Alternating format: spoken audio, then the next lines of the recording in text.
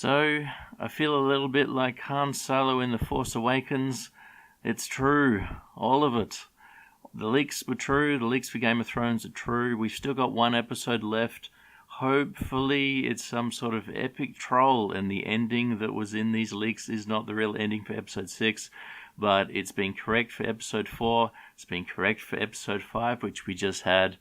It's probably correct, and we're going to get this atrocious ending. So, what was in the leaks? What did it say beforehand? Well, they said that Euron's fleet will take down Rhaegar. That happened in episode 4. Jaime betrays the North. Missandei is captured. That happened in episode 4. Dany's army captures Jaime. Brienne tries to talk to him, but he refuses. That's not 100% true. Dany's army did capture Jaime. Brienne did not try to talk to him. I guess Brienne is still up in the north. Brienne was not in this episode at all, so that is actually false. That little part wasn't true, but Jaime was captured. Sansa tells Tyrion about Jon's lineage. Tyrion tells Varys, yes, that happened in episode 4. Varys betrays Dany because he thinks Jon would be a better ruler. That basically happened in episode 4, but in episode 5 it shows him writing out some little letters saying that Jon is the true ruler. It's vague as to whether or not they got sent out or not, but that is betrayal.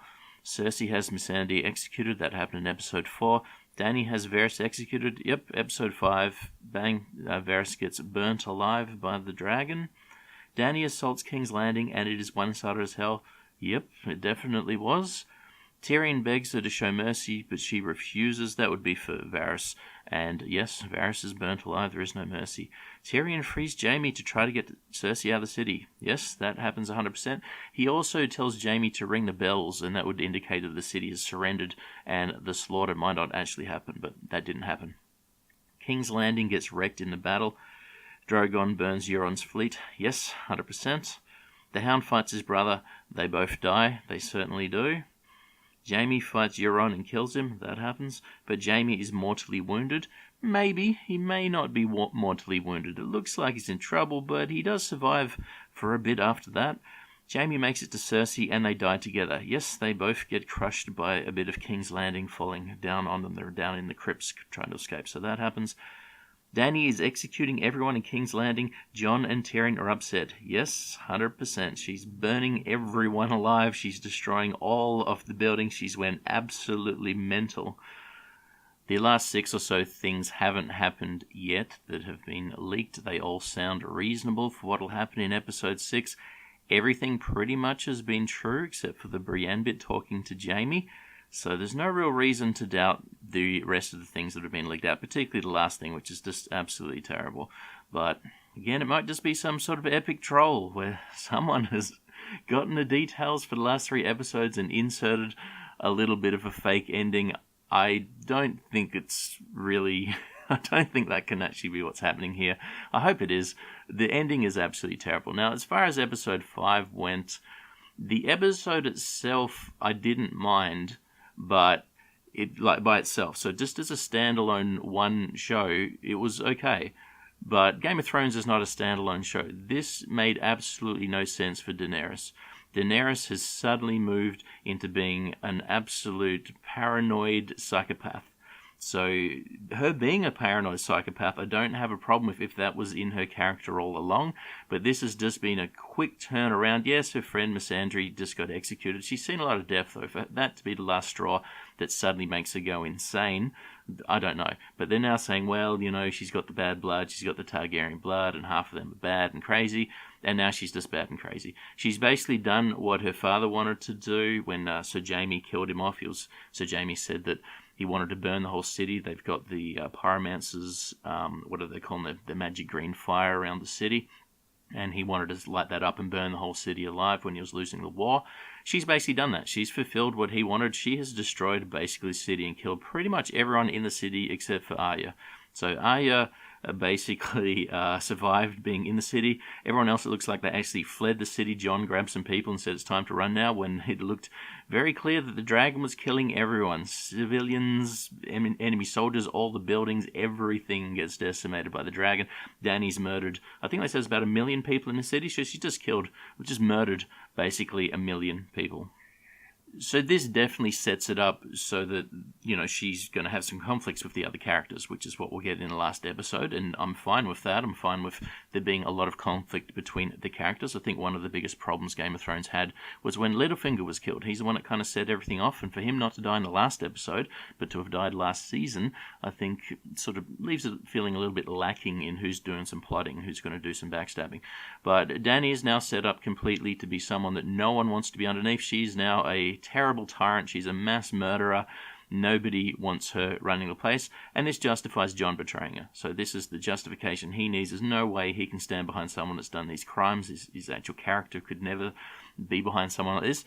The only thing is, it's just so sudden that this has happened. So again, I don't have a problem with this in the context of one episode. That's fine. She's went crazy and she's burning stuff. That's fine. But this isn't her character. This is not Daenerys. I'm not a fan of Daenerys, but I know there are many fans of Daenerys. There are millions of fans of Daenerys.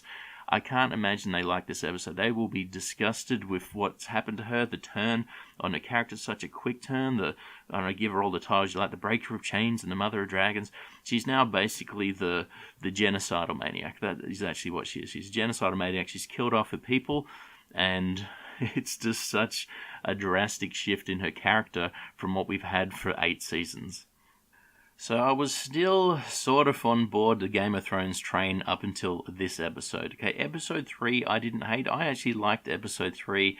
I didn't have any expectations at all for what was going to happen. I knew that after Ned Stark got his head cut off, and then after the Red Wedding, that George R.R. Martin is a madman, and anything I expect will happen, and anyone I think is the good guy is not going to happen. So I wasn't annoyed by anything that happened in episode 3, and I thought episode 3 good. We've got rid of the Night King. He's out of the way now. I didn't look at that as the big threat for the whole thing. I just looked at it as one of the threats. The whole thing is who's going to be on the actual Iron Throne. So that was out of the way. Good. Let's keep going. But after I saw the leaks and what the actual ending is going to be, it's just so bad, and then it makes you start looking at things a bit more critically. In the previous episode, in episode 4, it showed that these ballistas, or the scorpions as they're calling them, are really lethal against the dragons. They've been upgraded from the ones from the previous season that they sort of deployed. One of them, Bronn had one go with one of them. And it showed that they can kill off this dragon, and Euron's suddenly a crack shot. Fine, we didn't really know he's a crack shot with the stuff before, but fine, Euron's a crack shot with the weapon.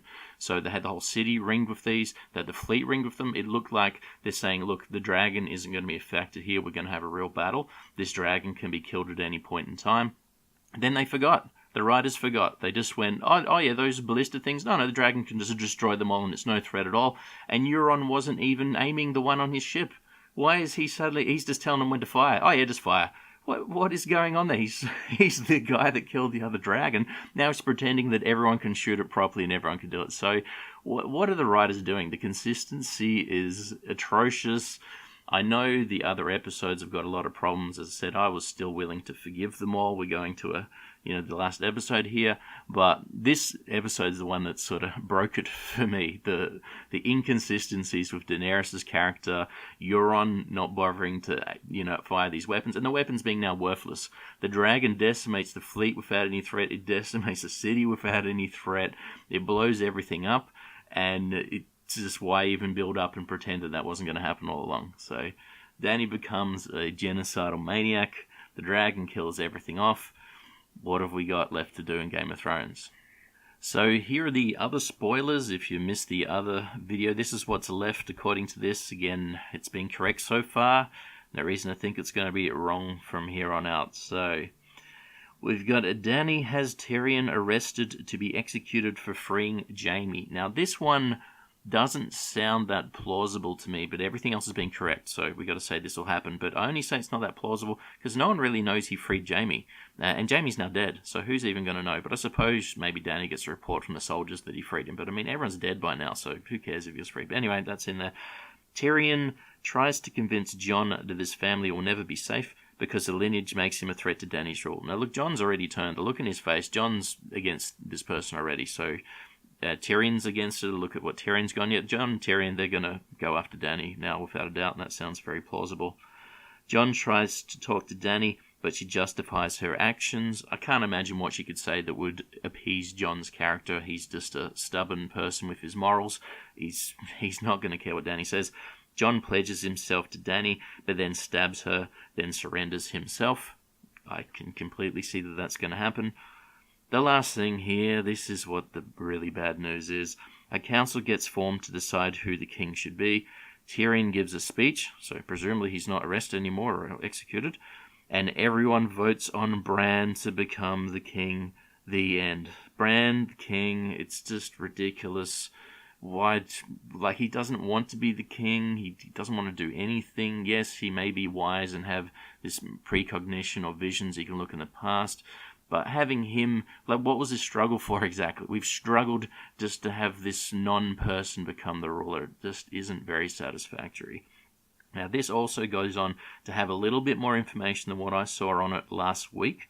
So this may have been added later, or this might have been just on a different copy that I didn't actually see. It says, in the epilogue, Jon takes the Black again for killing Dany. Arya leaves. Sansa rules the north. Bran oversees a council of Tyrion, Davos, Sam, and Bronn. Bronn is involved. Now, maybe Bronn has been given Highgarden like Tyrion promised him, so Bronn is now one of the Great Lords, and maybe he should be on the council. But putting Bronn on here just seems crazy as well. Sam, yeah, I guess Sam is supposed to be one of the most clever people in the kingdoms, but he's also low-ranking, and, why would Sam be on there? You got Davos and Tyrion, so it just doesn't sound, as I say, a very satisfactory ending. As a lot of people commented on my other video, like about Jon perhaps taking the Black, who's there to fight now? The Night King is dead. Is the Night Watch even a thing that exists anymore? What exactly does the Black exist for? But nonetheless, that's what it says here, and everything else has been correct. There just seems to be something fundamentally wrong with the writers of the show. And I would say that Season 6 is really where it began, which I think is around about where they ran out of books. So I think when George R.R. Martin's actual books ran out and they've had to just expand on it with only having a brief outline from him, perhaps what the characters may end up doing, I think that's where everything's really started to struggle. This season, it seems very rushed, extremely rushed. And again, if they know that they're going to make Dany go crazy, it doesn't seem like a long enough period of time's happened for this, for her to believably be so paranoid. She's very paranoid that Jon has the love of the people and he's going to be running everything, and she's all upset. And she just burnt the whole city. She just destroyed the whole 1 million people, and she's a mad Targaryen now. She is the people. She's the person that all the people want to rise up against. She's become the problem that all of her ancestors were, or half of her ancestors were. So has this destroyed the IP? Is the IP destroyed? Is Game of Thrones gone? Is all of the goodwill gone? They've had 8 seasons over 9 years. Is this all destroyed now? They've got 3 more spin-offs that they're trying to launch. They've got another 2 maybe as well. So there may be 5 spin-offs they're trying to get going.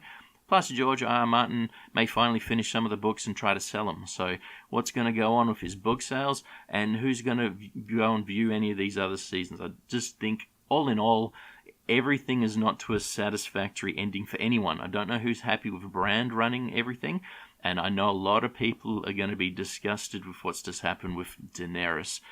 Adding to that, these 2 guys, the 2 producers, D&D, they may be getting a Star Wars trilogy, or they are getting a Star Wars trilogy. So Star Wars is already on the nose with people that used to like Star Wars. How are these 2 guys, with what it seems like they've done to Game of Thrones, they just burn it down and can't be bothered with it anymore?